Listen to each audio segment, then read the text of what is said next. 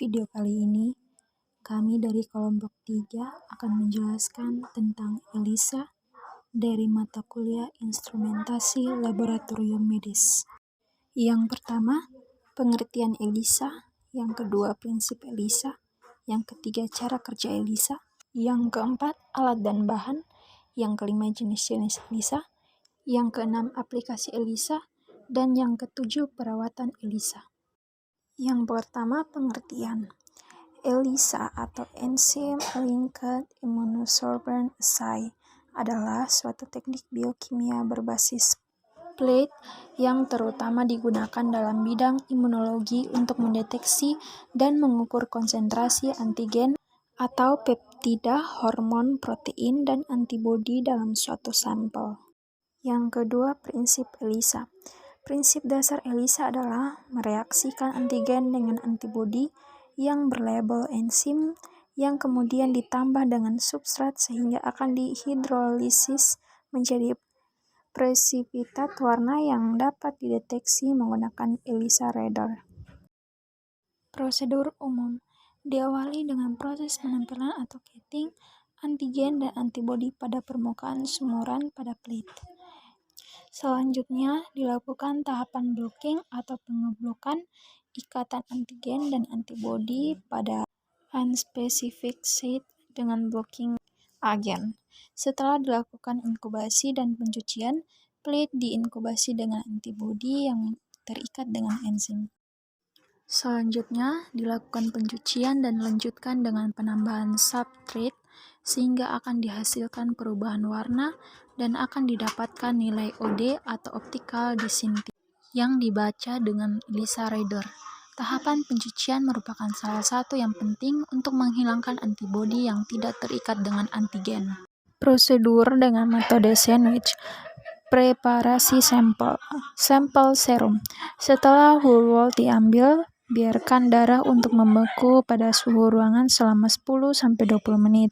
Kemudian sentrifuge dengan kecepatan 2000-3000 rpm selama 20 menit. Kemudian supernatan diambil dan dapat digunakan sebagai sampel uji. Sampel plasma. Dikumpulkan whole pada tabung yang telah berisi antikoagulan atau EDTA atau sitrat. Setelah diinkubasi pada suhu ruangan selama 10-20 menit, tabung disentrifuge selama 20 menit dengan kecepatan 2000-3000 rpm. Kemudian supernatan diambil dan dapat digunakan sebagai sampel uji. Yang berikut sampel urin atau cairan cerebrospinal atau cairan pleuroperitoneal. Dikumpulkan urin dalam tabung kontainer yang aseptik. Selanjutnya dilakukan sentrifuge dengan kecepatan 2000-3000 rpm selama 20 menit. Kemudian supernatan diambil dan dapat digunakan sebagai sampel uji. Yang berikut sampel jaringan. Sampel jaringan dipotong dan ditimbang. Selanjutnya jaringan ditambahkan dengan PBS atau pH 7,4. Kemudian sampel jaringan dihomogenisasi atau dihancurkan dalam kondisi dingin 4 derajat Celcius. Selanjutnya dilakukan sentrifuge dengan kecepatan 2000-3000 rpm selama 20 menit. Kemudian supernatan diambil dan dapat digunakan sebagai sampel uji. Yang berikut sampel sel. Apabila akan dilakukan deteksi pada sekresi sel, dilakukan pengumpulan supernatan kultur ke dalam tabung kontainer yang aseptik setelah dilakukan sentrifuge 2000-3000 rpm selama 20 menit. Apabila akan dilakukan deteksi komponen intraseluler, maka sel 1 kali 106 ml dalam PBS atau pH 7, 2-7 dan 4. Sel dihancurkan untuk mengeluarkan komponen sel dengan melakukan pembekuan dan pencarian sampel secara berulang. Selanjutnya dilakukan sentrifuge 2000-3000 rpm selama 20 menit dan supernatan diambil dan digunakan sebagai sampel uji. Yang berikut alat dan bahan pengujian ELISA. Yang pertama, microplate ELISA, inkubator, ELISA kit, micropipette, ELISA plate, dan reservoir. Berikut standar diluent, blocking buffer, sample diluent, biotinylate antibody, capture antibody, ABC, HRP, TMB, stop solution, wash solution. Yang berikut jenis-jenis ELISA. Yang pertama, direct ELISA. Pada tipe ini, antigen ditempelkan pada dasar plate. Selanjutnya, antigen tersebut akan dideteksi melalui ikatan antibodi yang terikat enzim. Keuntungan: yang pertama, pemeriksaan dengan metode ini lebih cepat. Yang kedua, reaksi silang dengan antibodi sekunder dapat dieliminasi. Yang berikut kerugian. Yang pertama, amplifikasi. Sinyal yang dihasilkan lemah. Yang kedua, tidak adanya fleksibilitas pemilihan antibodi primer yang terlabel dengan enzim. Yang berikut dapat terjadi reaksi antara antibodi primer dengan enzim yang terikat dengan antibodi primer tersebut. Yang kedua, indirect ELISA. Pada metode ini, antigen diletakkan pada dasar plate. Selanjutnya dimasukkan antibodi primer yang tidak dilabel dengan enzim. Selanjutnya dimasukkan kembali antibodi sekunder terlabel enzim yang akan terikat dengan antibodi primer.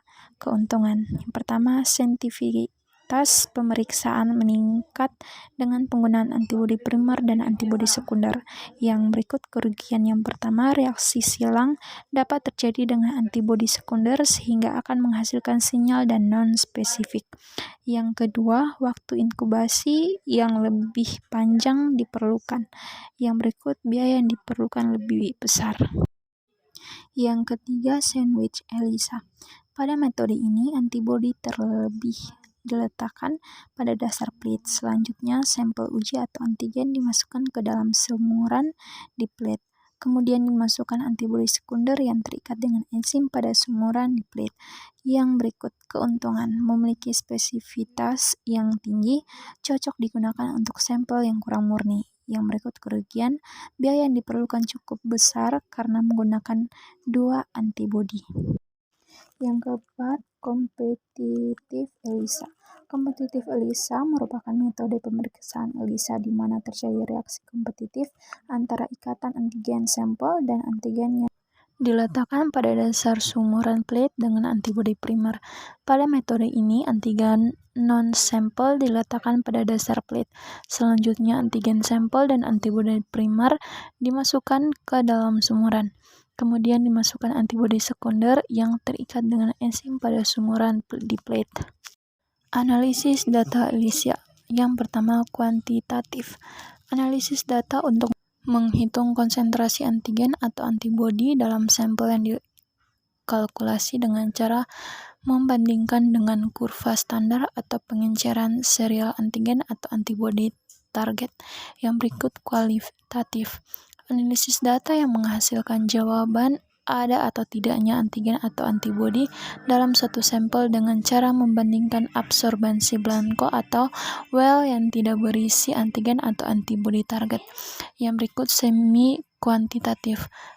Analisis data yang menghasilkan nilai level relatif dari suatu antibodi atau antigen dalam satu sampel dengan cara membandingkan dengan kontrol atau sampel lain.